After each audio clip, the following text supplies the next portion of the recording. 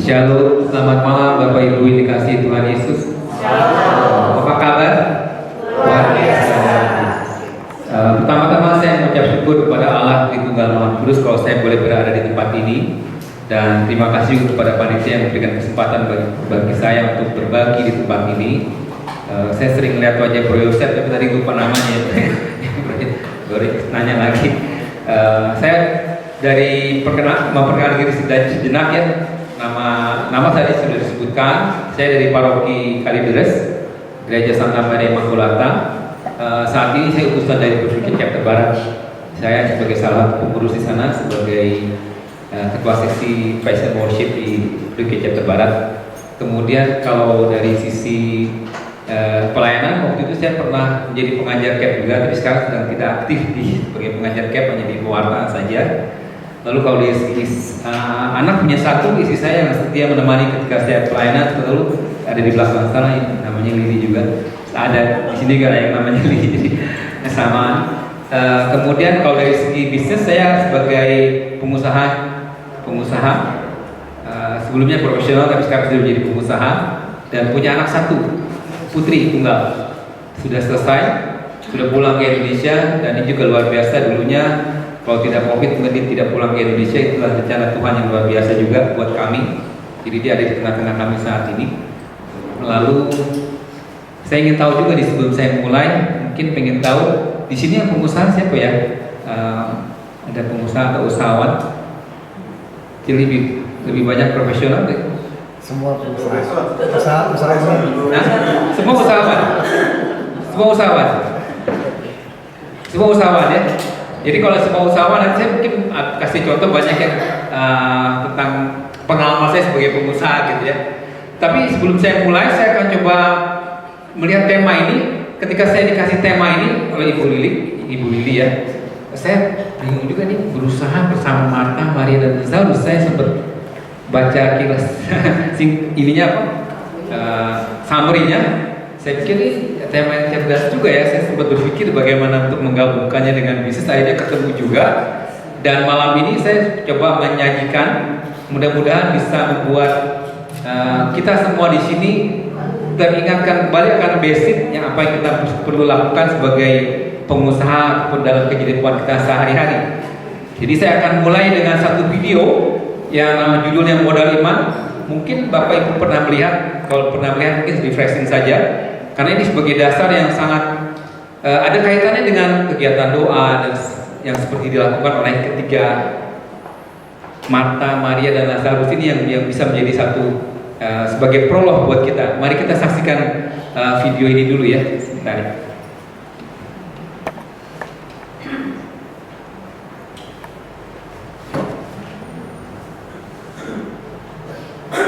45 tahun yang lalu kita hidup dalam susah, miskin, nggak punya apa.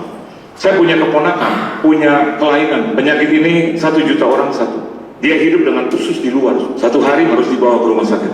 Kakak saya itu punya pekerjaan yang sederhana, dan ketika anaknya masuk ke rumah sakit, dia mungkin kasih pembayaran yang pertama saja. Setelah itu dia tidak sanggup. Keponakan saya itu hidup berbulan-bulan di rumah sakit tanpa pernah dibayar sedikit.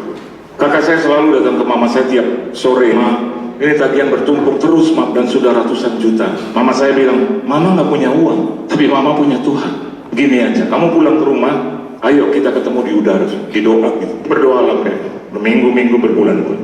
Dan mama saya lanjutkan dengan doa malam dari jam 12 sampai jam 4:30 pagi untuk cucunya. Sehingga satu hari Tuhan mengunjungi mama saya. Jam 3 pagi dia dapat mimpi. Ada suara yang menyatakan, ambil cucumu dan rawat di rumah. Pagi-pagi mama saya bangun dan dia melakukan perintah itu. Dia datang ke rumah, kakak saya, dia bilang, Sa, ayo kamu mandi, terus kita sekarang ke rumah sakit. Tadi malam Tuhan sudah bilang, Mama, kita harus ambil anak kamu. Kakak saya bilang, Mama udah dapat uang. Belum, God told me so. Terus dia bilang ini, bener, I'm telling you the truth. Udah, mandi ke rumah saya balik. Ada papa saya masih di kursi goyang. Mama saya bilang, dan kita ambil cucu kita. Papa saya bilang, hah? Ada duit? Mama saya bilang, nggak ada sih. Tapi saya mau katakan jujur, tadi malam Tuhan mengunjungi. Papa saya ketawa. Jangan suka bikin kejahatan. nggak mau. Selama saya punya 2.000 rupiah, dulu bajai 1.000 perak untuk pergi ke rumah sakit itu. Akhirnya pergi berdua. Terus sampai di kotak kasir, mama saya bilang, ini sus mau ambil Monica. Suster bilang, sebentar ya bu, kita ambil bonnya semua. Dan kakak saya di sebelah mama saya. Mama punya berapa tadi duit? 2.000. Ini anak aku udah 6 bulan nangis. Mama, tangan kita masuk penjara, mah dihina-hina. Kalau sama Tuhan jalan dulu, suster.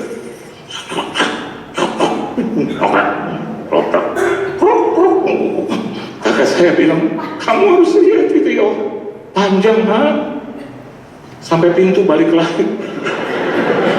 Aduh Han, itu mental Tuhan. Gue tahu emak gue, tapi hari itu gue lihat dia kayak pahlawan banget. What kind of faith that she had?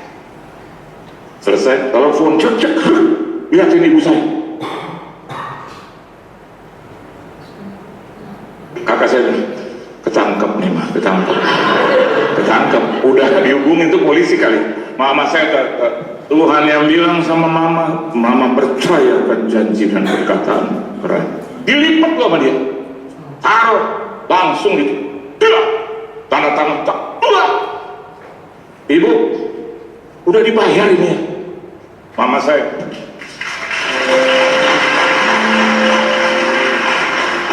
ibu datang ke bank Sam, ambil Monica, ini bukti. Oh ibu saya lari, ayo cepet. Kakak saya bilang, kenapa sih macam nanti bisa berubah. Kalau untuk Tuhan harus bergegas. Halo, bangsa 8 orang, susah. Suster, mau ngapain bu? Tebus Monica. Oh iya, diselesaikan dulu. Kalau begitu saya mau mandikan Monica. Enggak usah dimandikan. Kakak saya mah biar aja, enggak usah. Kita berpacu dengan waktu. Diambil lagi, maaf nih, bau-baunya itu usus dipegang sama mama saya, ditutup dengan kain.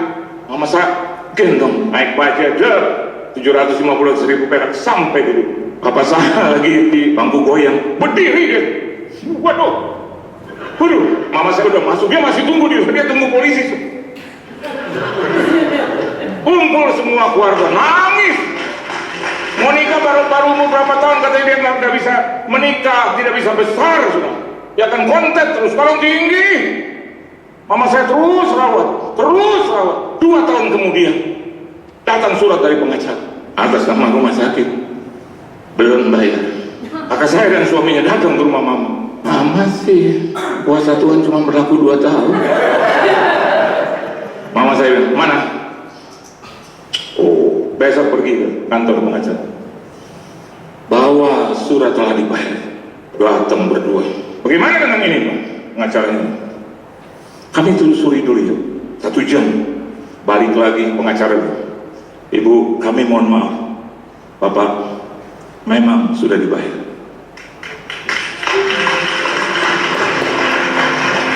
Anak itu hari ini sudah menikah. Sekarang Alkitab bilang dia menyediakan pertolongan. Selalu saja ada pertolongan. Mungkin orang bilang tidak dapat, tapi kalau Tuhan bilang dapat, semua yang bilang tidak dapat patah gitu semua.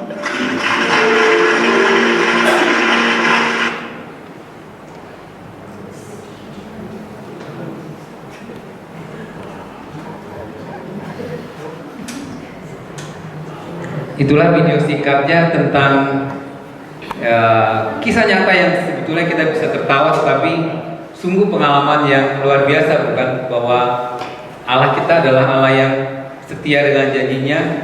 Bagi kita, buat kita percaya saja. Coba kita katakan kepada kiri kanan kita, percayalah Yesus peduli.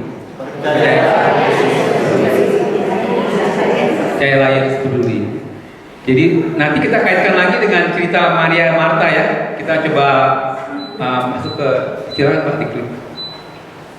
Lanjut ke berikutnya. Diklik aja Pak, 2 kali Pak. Iya. Justru waktunya nggak bisa. Terus 3 kali. Iya, itu tampilannya beda. Oh, sebenarnya beda. Oh ya, kalau saya tunggu sebentar ya. Oke,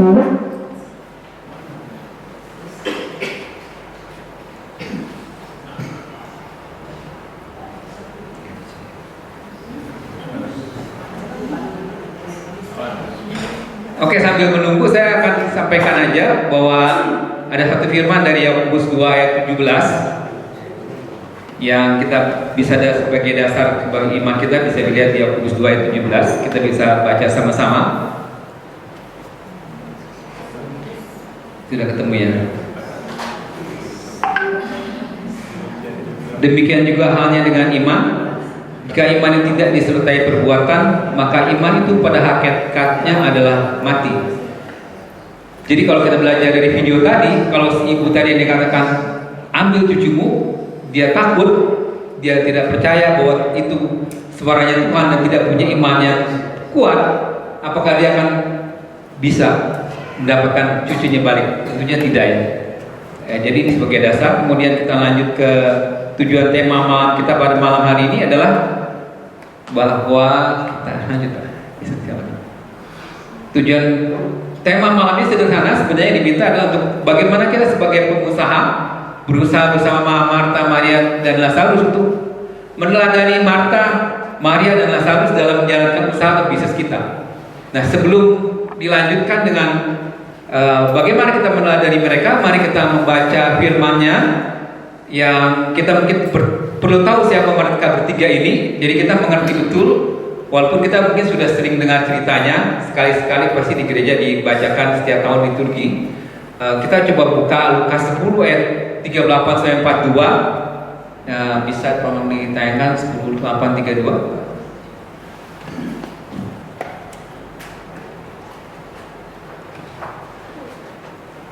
Sambil cari Bapak Ibu, Lukas 10 ayat 38 sampai 42. Kalau sudah ketemu nanti yang cowok baca yang genap, yang cewek baca yang ganjil ya. Boleh ya. Kalau sudah ketemu mungkin kita baca dulu sambil nunggu ini ya. Ketika Yesus dan murid-muridnya dalam perjalanan tiba di sebuah kampung, seorang perempuan yang bernama 38 kan? 38 sebentar. Perempuan itu mempunyai seorang saudara yang bernama Maria. Maria ini duduk dekat kaki Tuhan dan terus mendengarkan perkataannya. sedang Marta sibuk sekali melayani. Ia mendekati Yesus dan berkata, Tuhan, tidakkah engkau peduli bahwa saudaraku membiarkan aku melayani seorang diri? Suruhlah dia membantu aku.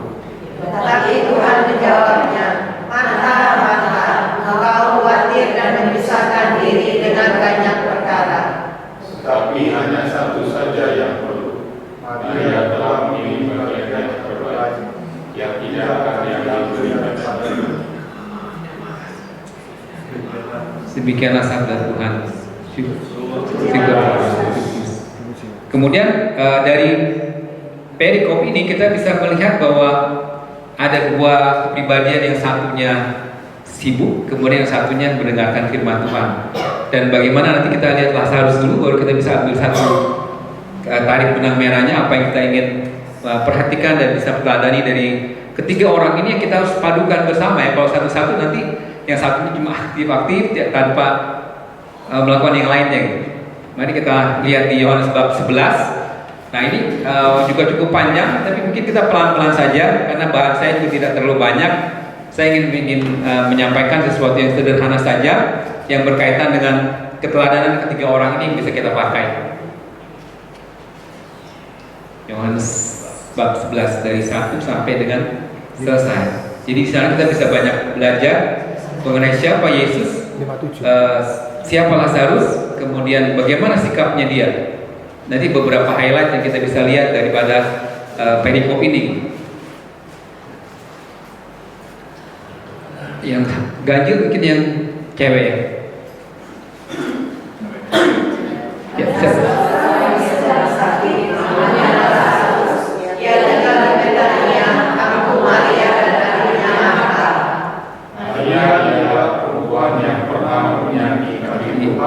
dengan minyak mur dan menyekanya dengan rambutnya.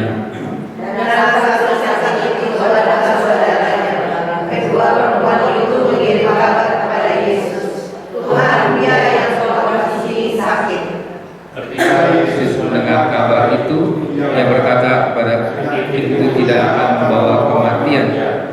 tapi akan menyatakan kemuliaan Allah, sebab oleh penyakit itu akan dimuliakan. Yesus memang mengasihi mata dan kakinya dan Lazarus. Namun setelah dikatakannya Bahwa Lazarus sakit, ia sengaja tinggal 2 hari lagi di tempat di mana ia berada. Tetapi sesudah itu ia berkata kepada murid-muridnya, "Mari kita kembali lagi ke Yudea." murid-murid itu berkata kepadanya, Tapi baru-baru ini orang-orang Yahudi mencobai masih maukah kau kembali ke sana? Jawab Yesus, "Bukankah ada 2 jam dalam satu hari? Siapa yang berjalan berdasarkan kaki, kakinya tidak tergantung, karena dia melihat orang dunia ini." Tapi jikalau seorang berjalan pada malam hari, kakinya teratup karena orang tidak ada di dalam dirinya. Demikianlah perkataannya, dan sesudah itu ia berkata kepada mereka, "Lazarus, saudara kita telah tertidur, tetapi aku pergi ke sana untuk membangunkan dia dari tidurnya." maka kata murid-murid itu kepadanya, Tuhan, jikalau ia tertidur, ia akan sembuh. Tetapi maksud Yesus ia tertidur dalam arti mati. Sedangkan sangka mereka Yesus berkata tentang tertidur dalam arti biasa. Karena itu Yesus berkata dengan terus terang, Lazarus sudah mati. Tetapi syukurlah aku tidak hadir pada waktu itu, sebab demikian lebih baik bagimu, supaya kamu dapat belajar percaya. Marilah kita pergi sekarang kepadanya. Lalu pembalasan yang disebut Filippus berkata kepada teman-temannya, yaitu murid-murid yang lain, "Marilah kita pergi juga untuk mati bersama-sama dengan dia." Maka ketika Yesus tiba, didapatinya Lazarus setelah 4 hari berbaring di dalam kubur. Betania adalah kaki Yerusalem, Kira-kira 2 minggu jauhnya. Di situ banyak orang yang datang kepada Marta dan Maria untuk menghibur mereka berhubungan dengan kematian saudaranya. ketika Marta mendengar bahwa Yesus datang, ia pergi mendapatkannya, tetapi Maria tinggal di rumah. Kata Marta kepada Yesus, "Tuhan, sekiranya Engkau ada di sini, saudaraku pasti tidak mati." Tetapi sekarang Tuhan tahu bahwa Allah akan memberikan kepadamu Segala sesuatu yang kau minta kepadanya. Kata Yesus pada Marta, "Saudaraku akan sakit." kata Marta kepadanya, "Aku tahu bahwa dia akan bangkit pada waktu orang-orang akhir zaman." Jawab Yesus, "Aku adalah makanan dan hidup. Barang siapa percaya kepadaku, ia akan hidup walaupun dia sudah mati." dan Setiap orang yang hidup dan yang percaya kepadaku tidak akan mati selama-lamanya. Percayakah engkau akan hal ini? Jawab Marta, "Ya Tuhan, aku percaya Engkau Bapa Maha Esa Allah, Dia yang akan datang ke dalam dunia." Dan sudah berkata demikian, ia memanggil saudara dan Maria dan bersisi kepadanya, "Guru ada di sana dan ia memanggil engkau." Mendengar itu Maria segera bangkit lalu pergi mendapatkan Yesus. Tetapi waktu itu Yesus belum Sampai ke dalam kampung itu, ia masih berada di tempat makan menjumpai dia. Setelah orang Yahudi yang bersama-sama dengan Maria di rumah itu menyaksikan bahwa Maria segera bangkit dan pergi keluar. Mereka mengikuti dia dan karena mereka menyangka bahwa dia pergi ke kubur untuk berangkat ke situ.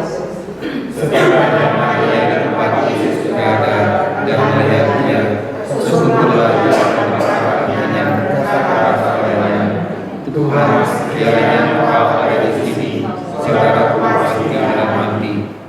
Ketika Yesus melihat Maria dan Lazarus dan juga orang yang dia datang bersama-sama dia, maka langsung keluar hatinya. Dia sangat terharu dan berkata, "Di Di manakah dia akan membalikan?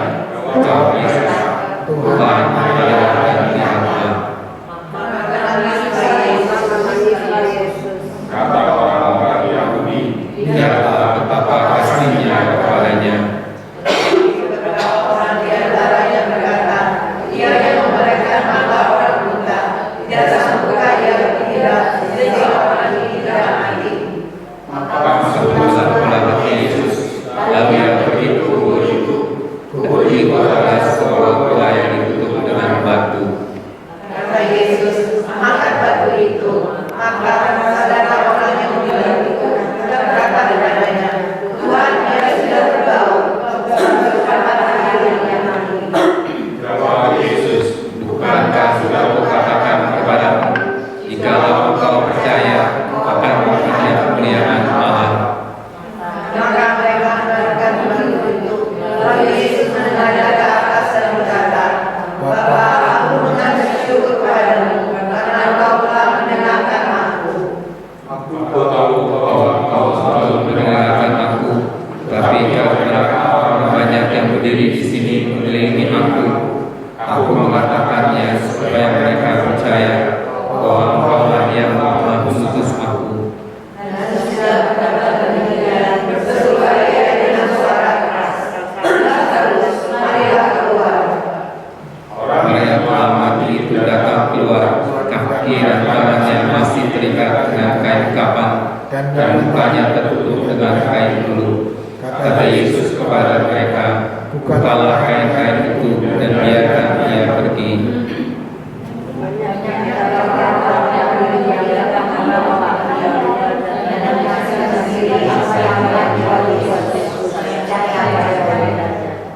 tetapi ada yang pergi kepada orang Farisi dan menceritakan kepada mereka apa yang dilakukan Yesus.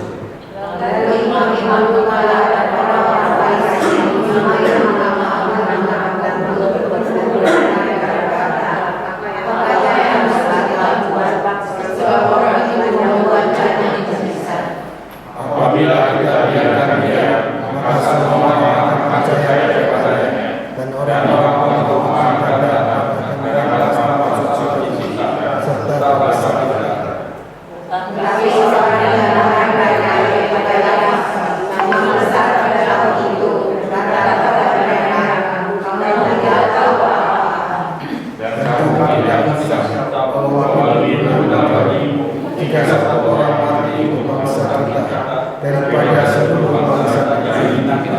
Cukup saya kira, terima kasih. Cukup, sediakanlah sabda Tuhan. Berbunyilah Kristus. Agak panjang ini, kitab saya nggak sampai ke sini, terlalu panjang. Oke, baik, dari dua perikop tadi, apa yang Bapak Ibu tangkap dari cerita ini? Beberapa poin yang kita nanti bisa balik ke firman. Yang saya tangkap di sana adalah dalam dunia usaha kita, ya, kalau kita melihat bahwa kita bicara, buka ke slide kedua Pak, nanti saya bisa ambil jelaskan slide berikutnya ya. Oke, jadi dalam kegiatan usaha kita bisa melihat dari segi waktu, misalnya contohnya ya. Kalau kita berusaha, pertama-tama kita tentunya percaya dulu ya kepada Tuhan kan. Kita percaya kepada Tuhan, kemudian kita berdoa, lalu berdoa, berusaha. Setelah berusaha kita berusaha, tapi ketika kita berdoa kadang-kadang kok doanya sepertinya tidak dijawab, betul ya. Nah, poin yang kita baca dari cerita Lazarus ini adalah masalah waktu kan. Ketika Yesus diberitahu, datang dikasih tahu bahwa saudaranya sakit, dan Yesus bilang tunggu, aku nggak usah datang dulu. Sama juga ketika kita nanti berdoa, kalau memang belum waktunya nih, ketika kita berdoa berserah kepada Tuhan, ketika belum waktunya, bukan Tuhan tidak menjawab kita dulu, tetapi Tuhan menunggu kita agar kita mau berproses untuk menjadi taat dan setia. Nah, ketika Yesus datang kepada mereka, sangat sederhana sekali kita perlu ingat di ayat 40 tadi, dia bilang kalau kamu percaya, kamu akan melihat kemuliaan Tuhan. Dan kalau di video kita tadi terlihat bahwa si ibu ini, walaupun ada tantangan, dia tetap datang ke rumah sakit dan percaya bahwa Tuhan pasti setia dengan janjinya. Betul? Jadi dengan kondisi seperti itu, dalam bisnis kita mestinya kita mesti melihat, pertama kita mesti ada modal iman. Kemudian setelah modal iman kita tentunya datang kepada Yesus, berdoa kepada Dia dan minta agar dengan pengharapan bahwa Tuhan menjawab doa kita. Tapi yang perlu kita ingat adalah waktu itu juga waktu kita, bukan waktu Tuhan. Karena ada bilang kan, Waktu Tuhan bukan waktu kita. Lanjutnya Pak. Waktu Tuhan bukan waktu kita kan. Jadi ketika kita menunggu waktu Tuhan ini, karena banyak orang yang tidak sabar gitu. Karena waktu Tuhan bukan waktu kita, ketika kita di tengah-tengah, di ujung, ketika dikasih tahu kepada Yesus tadi, tunggu, aku nggak kesana dulu. Sama seperti ketika kita berdoa, Tuhan bilang tunggu dulu gitu. Tapi ketika kita masa menunggu, karena orang dalam bisnis ini ada yang mungkin lupa sudah pergi ke orang pintar lah ya. Kalau orang pintar mungkin kita kesana, kenapa dibilang orang pintar? Mungkin karena mereka pintar, kita yang bodoh datang ke sana gitu. Ini orang pintar, kitanya yang bodoh datang ke sana, ke paranormal dan sebagainya. Jadi poin ini jangan lupa Bapak Ibu, saudara-saudara terkasih dalam Tuhan, bahwa ketika kita berdoa, tentu ada waktu yang kita mesti tunggu, waktu Tuhan. Tetapi Allah peduli dan setia dengan janjinya Dia. Pengalaman saya dalam bisnis contohnya adalah ketika saya berdoa, misalnya contohnya satu proyek yang saya ingin tangani, saya bergerak di bidang supplier untuk proyek-proyek di sini. Salah satu proyek saya di Sumarekon Serpong, kami supply kunci, barang produk smart home gitu ya. Beberapa waktu yang lalu, waktu masih sebelum COVID, saya pernah ingin sekali tertarik untuk menangani proyek yang ada di Lipo Cikarang sana. Saya pikir ini proyeknya bagus ya, saya berdoa juga, akhirnya nggak dikasih gitu. Tapi ternyata betul Tuhan tuh nggak jawab doa saya tunggu waktunya. Ternyata proyek itu sangat bermasalah gitu. Kalau saya masuk ke sana kan, ini Bapak yang ketahui mungkin tahu kali, sangat bermasalah gitu. Jadi inilah yang sebenarnya kita sebagai pengusaha, sebagai bisnismen dan juga dalam kehidupan sehari-hari, kita perlu ada kesabaran tadi untuk menunggu waktu Tuhan tadi ya poinnya. Lalu kalau kita melihat dari Roma 8 ayat 9, bagaimana kegiatan bisnis kita dengan rohani kita? Apakah rohani dan rohani ini bisa jadi satu nggak sih? Seringkali orang kan bilang, sekarang saya lagi bisnis nih, bukan lagi ngomongin soal pelayanan, saya bisnis ya, pelayanan. Jadi dia bisa memisahkan antara Tuhan dengan kegiatan bisnis. Boleh nggak? Bisa nggak? Bapak Ibu bisa nggak? Nggak bisa ya? Setuju nggak bisa ya? Siapa yang bilang bisa dan siapa yang bilang nggak bisa? Tentunya nggak bisa ya dipisahkan. Kenapa? Kita bisa dari ayat ini nih, 8 ayat 9 dan juga nanti 8 ayat 28. Mari kita baca sama-sama. Tetapi kamu tidak hidup dalam daging, melainkan dalam roh. Jika memang roh Allah dia dalam kamu, tapi jika dia memiliki roh Kristus, ia bukan milik Kristus. Jadi kalau kita sudah milik Kristus, berarti roh Kristus ada dalam diri kita. Apakah roh Kristus ada dalam diri kita cuma saat kita lagi di kantor, kerjain kerjaan kita, atau saat kita lagi di rumah gitu? Setiap waktu roh Yesus ada dalam diri kita. Kemudian dia lebih jelas lagi di Roma ayat 8:28 dikatakan begini, Roma 8 ayat 28.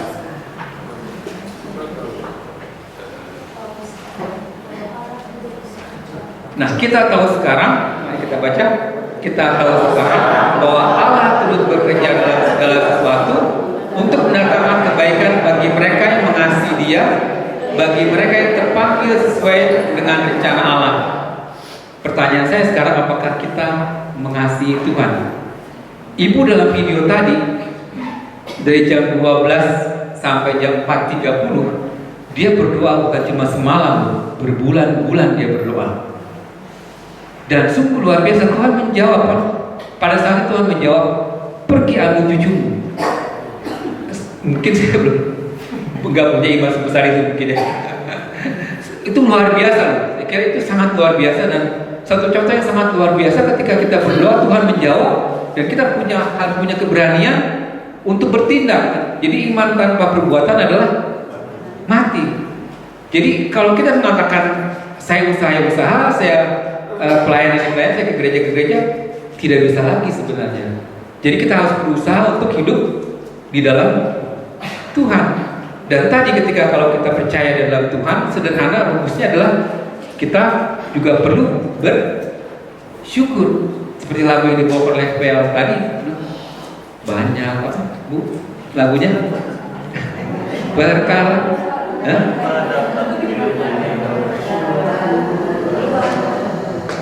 coba nyanyi. Tadi aku bersyukur.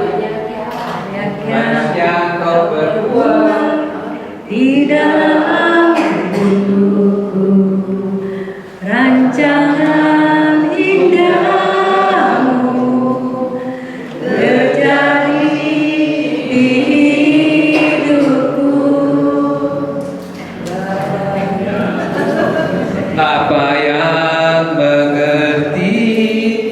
segala yang kau perlu, kasih-Mu sempurna nyata dalam hidupku. Ku bersyukur Bapa, ku bersyukur Tuhan, buat kasih setiamu di dalam hidupku. Ku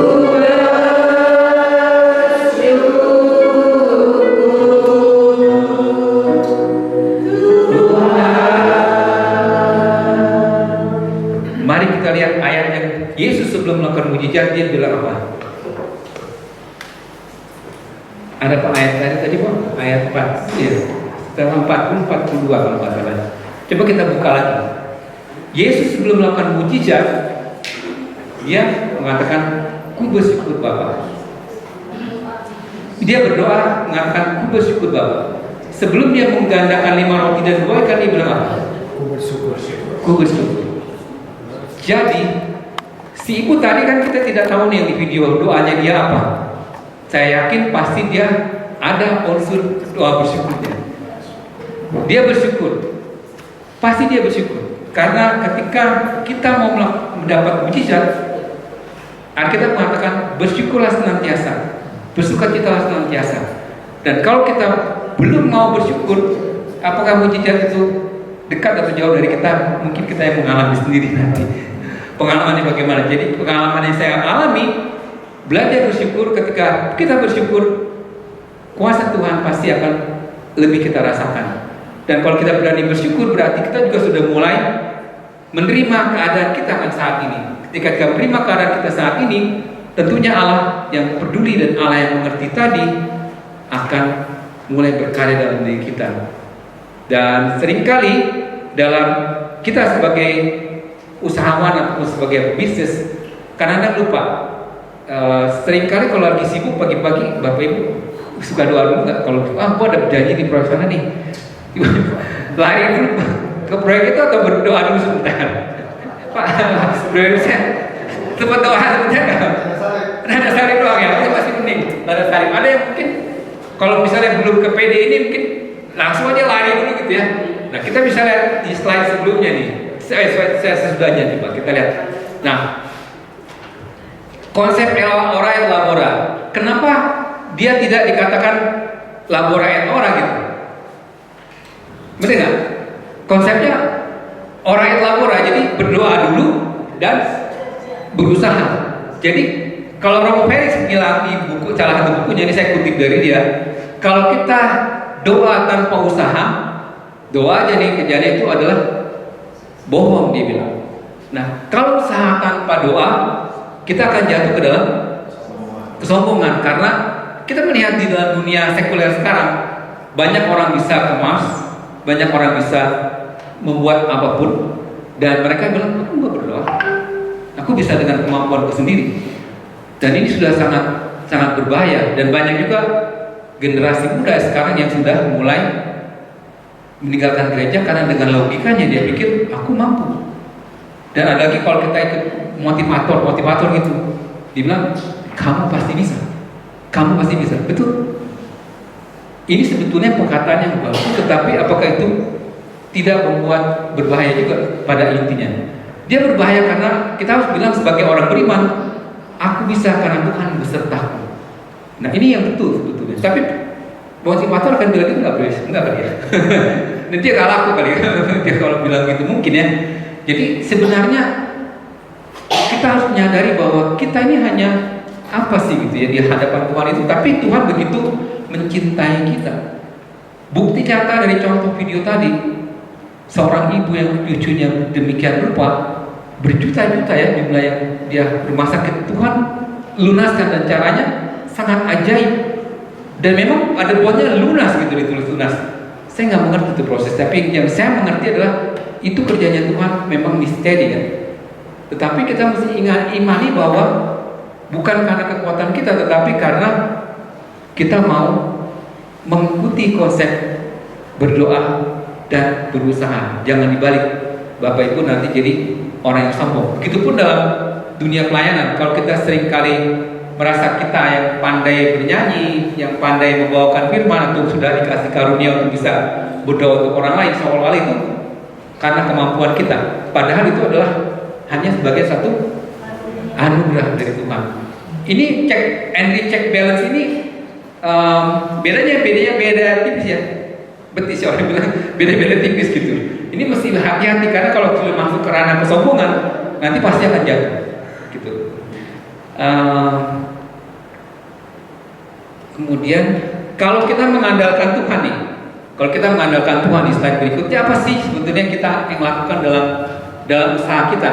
Dalam usaha kita, kalau kita mengandalkan Tuhan dalam bisnis, berarti kita berserah dalam menyelesaikan tantangan dalam bisnis. Berserah kepada Tuhan, bukan berserah kepada kekuatan kita sendiri. Berserah kepada kekuatan Tuhan. Karena kalau kita berserah kepada Tuhan, Filipi firman-Nya yang berikut mengatakan bahwa, lanjut Pak, di Filipi 4 ayat 13. Mari kita baca, segala perkara dapat kutampung di dalam Dia yang memberi kekuatan kepadaku. Ingat nggak ketika kita ada masalah, datangnya kemana? Siapa yang undang? Ingat nggak? Siapa yang undang? Yesus pernah bilang apa?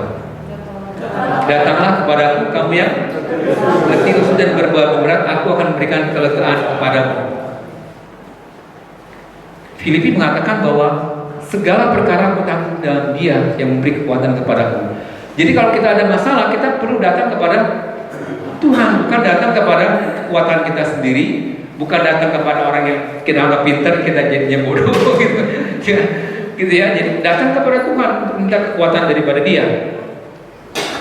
Nah, ketika kita datang kepada Tuhan, tentunya kita juga perlu menyadari nih, dalam iman kita perlu disadari bahwa bagaimana suatu rahmat itu bisa turun dengan sempurna. Tahu nggak Bapak Ibu, rahmat itu bisa turun dengan sempurna bagaimana? Karena hati itu bersyukur. Lalu kita perlu, kalau Yesaya bilang, kenapa doa tidak dijawab? Yesaya bilang apa? Yesaya bilang, yang memisahkan aku dengan kamu adalah dosamu. Jadi jangan lupa, kita nih orang-orang PD, apalagi sudah sering persekutuan doa setiap minggu sekali, jangan lupa bahwa kalau kita mau datang kepada Tuhan, jangan lupa menggunakan sarana yang diberikan oleh gereja Katolik yang sangat luar biasa. Kalau kita ada dosa berat, apalagi ya, datang kepada Tuhan untuk mohon pengampunan terlebih dahulu agar kita bisa menerima hidup dalam berahmat namanya kan. Kalau kita hidup dalam berahmat, saya yakin ibu di video tadi hidupnya berahmat karena dia berserah kepada Tuhan dan sungguh luar biasa dan ajaib dan imannya begitu luar biasa. Anaknya saya menangis-nangis itu panjang gitu ya. Saya pikir kalau lihat video itu saya bilang ini luar biasa sekali, sesuatu yang kejadian yang tidak bisa semua orang alami pasti. Itu hanya karena anugerah Tuhan. Dia bisa berdoa dari jam 12 sampai 4.30 pagi itu luar biasa loh. Berapa itu 4 jam setengah ya? 4 jam setengah. Di sini siapa biasa berdoa 1 jam kuat? Angkat tangan coba 1 jam 4 berdoa. Siapa? Bro Joseph 1 jam. Jadi mungkin kita bisa mengukur bagaimana berserahnya dia kepada Tuhan kan? Dia bilang segala perkara tanggung itu, kita udah begitu belum gitu? Kalau ada perkara, datang kepada Tuhan, datang kepada Yesus untuk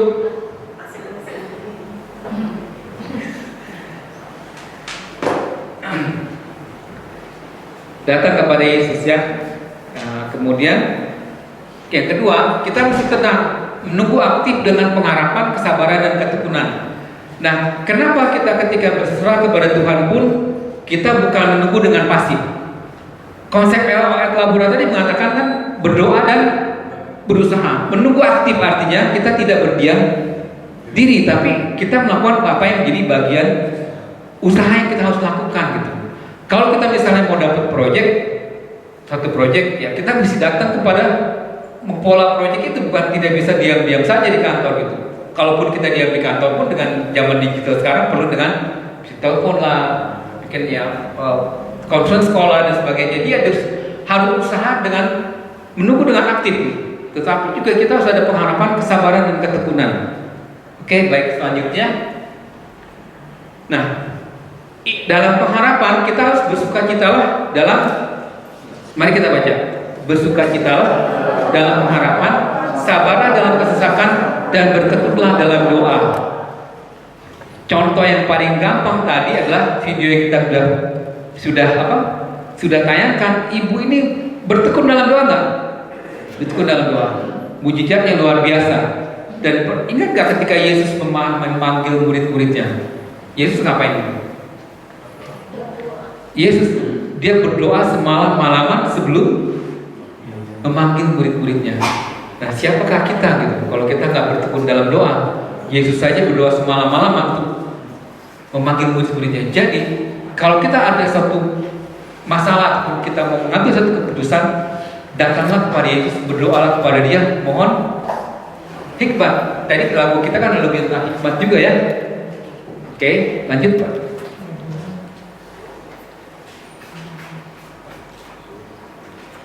Nah, hikmat ini mesti hati-hati juga. Kadang-kadang kita baca sama-sama ya. Tapi hikmat yang dari atas adalah pertama-tama murni, selanjutnya berdamai, ramah, penurut, penuh belas kasihan dan buah-buah yang baik, tidak memihak dan tidak munafik. Nah, kita harus menguji hikmat nih. Kalau kita berbisnis pun kita harus menguji hikmat. Apakah kita akan merugikan orang lain dalam artian yang kita untung sendiri, orang lain kita tindas habis-habisnya. Contohnya paling gampang, kalau misalnya kita mau mempekerjakan seseorang, kita tekan misalnya sehari harusnya 15.000 aja deh, kita tawar gitu, karena dia lagi nggak ada kerjaan kan, harusnya kan umumnya 20.000 gitu upah harian, kita bilang perlu 15.000 aja ya untuk kita mencari keuntungan sendiri. Itu bukan hikmat yang benar. Kita mungkin bisa untung sedikit tapi merugikan orang lain. Jadi kita harus melakukan juga sesuai dengan ajaran sosial gereja, bertindak adil juga terhadap sesama, buah-buahnya akan menjadi baik. Jadi hikmat itu perlu diuji. Jadi kalau kita datang kepada Yesus dan si ibu tadi, kan anaknya tanya, kan suami tanya, bener lu diketawain kan, hahaha, dia begitu, lu mau ngambil cucu lu mana duitnya gitu. Nah itu satu hal yang saya nggak habis pikir tuh. Si ibu itu begitu yakinnya karena dia berdoa dan dia yakin betul bahwa Tuhan pasti bertindak, nggak bimbang hatinya, dan itu terjadi. Coba kalau kita mungkin berdoa seperti itu, belum tentu tanda tanya lah ya. Tanda tanya gitu, bahwa itu sungguh luar biasa, imannya sungguh luar biasa, dan itu adalah anugerah juga dari Tuhan. Karena begitu lama dia bertekunnya dalam doa, dan hidupnya tentunya juga akan selalu mengikuti kehendak Tuhan, firman Tuhan. Mari kita lihat bagaimana Lazarus ini yang ketika dia sudah dibangkitkan, tentunya dia akan lebih dekat kepada Tuhan nggak? Lebih mengandalkan Tuhan nggak? Tentunya ya. Nah, kita lihat ke slide berikutnya, bagaimana Yeremia mengatakan di zaman Perjanjian Lama. Yeremia mengatakan, diberkatilah, mari kita baca, diberkatilah orang yang mengandalkan Tuhan, yang menaruh harapannya pada Tuhan. Diberkatilah orang yang mengandalkan Tuhan. Jadi kalau kita sudah mengandalkan diri sendiri, apa kata Yeremia coba Pak selanjutnya?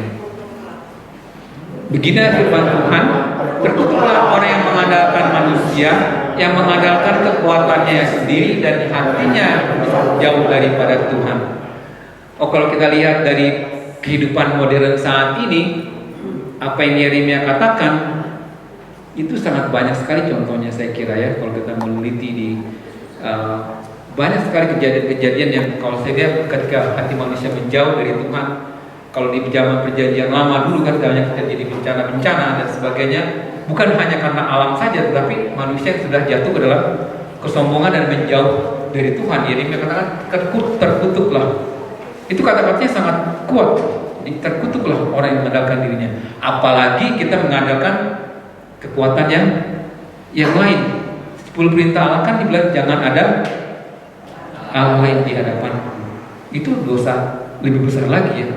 Jadi ketika orang pintar melihat orang peramal itu sudah melanggar perintah yang utama itu. Ya, jadi berhati-hatilah dalam kehidupan kita sebagai pengusaha, jangan terjebak dengan situasi di mana kita mungkin dia Itu teman kita datang ke sana punya penglaris tuh. Jadi usahanya maju tuh gitu. Wah itu udah bukan Katolik lagi tuh, hati-hati tuh, sudah banyak kan yang gitu Pak Bro Joseph, ada Bapak Ibu yang lain banyak yang Ada sih. ada yang begitu ya, ada yang begitu prakteknya ya. Oke. Jadi yang terakhir daripada pesannya adalah 2 Petrus 3 ayat 8 mengatakan, ini kita perlu ingat, mari kita baca. Akan tetapi saudara-saudara yang berkasih, yang satu ini tidak boleh kamu lupakan, yaitu bahwa di hadapan Tuhan 1 hari sama seperti 1000 tahun dan 1000 tahun sama seperti 1 hari. Wah luar biasa ya. Jadi kalau tadi kita bertekun dalam doa, Petrus mengatakan ingat tuh, 1 harinya Tuhan itu 1000 tahun. Kalau kita berdoa nggak dikabulkan baru 2 bulan 3 bulan, sangat sepersekian waktunya Tuhan ya. Jadi ini yang Petrus mengingatkan, ingat ini gitu loh, jangan sampai lupa. Dan sesuatu yang sangat luar biasa ketika kita bertekun dalam doa, si ibu itu dibilang berbulan-bulan kan dia berdoa, bukannya bertahun-tahun loh. Jadi berbulan-bulan Tuhan sudah kabulkan dengan ketekunan doa dia setiap hari. Berapa lama Bapak? 4,5 jam. Nah kalau kita mungkin itu pas setengah jam kali sekian bulan dibandingkan kita, mikirnya kalau kita misalnya saya berdoa sejam sehari, mesti kali berapa tahun teman? Kalau dia pas setengah jam ya, kita bandingkan. Ya Pak, benar kan? Pas setengah jam kali bulan-bulan 6 bulan aja berapa? Dibandingkan kita berdoa sehari cuma tanda sehari, tanda sehari semenit ya Pak, 1 detik dibagi dengan sekian. Jamnya itu bahkan lama sekali gitu dijawabnya. Iya bertahun-tahun ya. Jadi benang merahnya adalah kesimpulannya kita bisa melihat ini. Mari kita lihat sebagai ringkasan bahwa pertama adalah Marta itu sebagai orang yang aktif melayani. Kemudian kalau Maria sebagai lambang orang yang rajin mendengarkan sabda Tuhan, dan Lazarus sebagai lambang orang yang bergantung pada Tuhan, dia hidup karena dihidupkan kembali. Jadi sebagai pengusaha kita untuk menarik benang merahnya adalah kita harus mempunyai ketiga kepribadian ini. Kalau kita punya ketiga hal yang dilakukan oleh mereka, baru kita sudah melakukan apa yang dikatakan di sini. Carilah dulu kerajaan Allah dan kebenarannya, maka semua akan ditambahkan kepadamu. Jadi kita tidak hanya sibuk berdoa doang, berusaha doang gitu kan kayak si Marta, tapi seperti Lazarus juga kita mengandalkan Tuhan. Semua digabungkan kepribadian mereka ini akan menjadi, jadilah kita orang-orang yang betul-betul mengandalkan Tuhan, berdoa, bekerja, dan bersyukur kepada Dia dalam segala hal, bersukacita dalam segala hal, sehingga apa yang dilakukan oleh Marta dan Maria kita bisa gabungkan dan Lazarus, akhirnya kita boleh menerima segala sesuatu ditambahkan kepada kita. Dan bersyukurlah kita sebagai Perduki, keluarga Perduki, punya moto yang seperti ini. Ini sangat mengingatkan. Dan kalau saya ingat dulu ketika saya ikut CAP tahun 2008-2009, itu kami punya kelompoknya itu punya motonya ini Pak. Saya nggak sangka akhirnya saya jatuh ke Perduki ketika saya ikut persekutuan doa Pak. Jadi saya waktu itu sebagai ketua panitia CAP diminta menjadi ketua panitia pakai tema ini, salah satu motonya. Saya bersyukur karena itu ternyata Tuhan itu rencana sudah begitu lama buat saya untuk aktifnya ini di persekutuan doanya doa Perduki. Baik, terima kasih, selamat malam Bapak Ibu, dari saya cukup. Mari kita tutup dengan doa untuk ada wujud doa tadi ya. Tadi ya. Dalam nama Bapa, Putra dan Roh Kudus, amin. Allah Bapa di surga, kami bersyukur kalau pada hari ini kami boleh berkumpul dan mendengarkan firman-Mu dan dikuatkan oleh firman-Mu sendiri. Pada saat ini ya Tuhan, lihatlah dalam kotak-kotak ini ada banyak permohonan dalam pergumulan saudara-saudara kami yang di tempat ini. Kau tahu ya Tuhan apa yang mereka tuliskan, dan Kau adalah Allah yang peduli dan Allah yang mengerti. Curahkanlah kiranya kuasa-Mu, kasih-Mu, dan kabulkanlah doa-doa mereka ini, baik yang berkebutuhan dalam masalah perekonomian, masalah hubungan dalam keluarga, dan hal-hal lainnya. Kiranya Engkau Allah yang Maha Tahu Allah yang memberkati, Allah yang mengabulkan permohonan ini seturut dengan rencana-Mu yang indah bagi setiap orang. Karena kami anak-anak-Mu yang mengandalkan Engkau dan menyerahkan segala sesuatunya ke dalam tangan kasih-Mu. Terpujilah Yesus, terpujilah Bapa, terpujilah Roh Kudus, terpujilah Allah Tritunggal Maha Kudus, Tuhan yang Maha Esa. Bapa kami yang ada di surga, dimuliakanlah nama-Mu, datanglah kerajaan-Mu, jadilah kehendak-Mu di atas bumi seperti di dalam surga. Berilah kami rezeki pada hari ini, dan ampunilah kesalahan kami, seperti kami pun mengampuni yang bersalah kepada kami. Dan janganlah masukkan kami ke dalam pencobaan, tetapi bebaskanlah kami dari yang jahat. Amin. Salam Maria, penuh rahmat, Tuhan sertamu, terpujilah Engkau di antara wanita, dan terpujilah buah tubuhmu Yesus. Santa Maria, Bunda Allah, doakanlah kami yang berdosa ini sekarang dan waktu kami mati. Kemudian kepada Bapa, Putra, dan Roh Kudus, pada permulaan sekarang selalu sepanjang segala abad. Amin. Dalam nama Bapa, Putra, dan Roh Kudus. Amin. Terima kasih.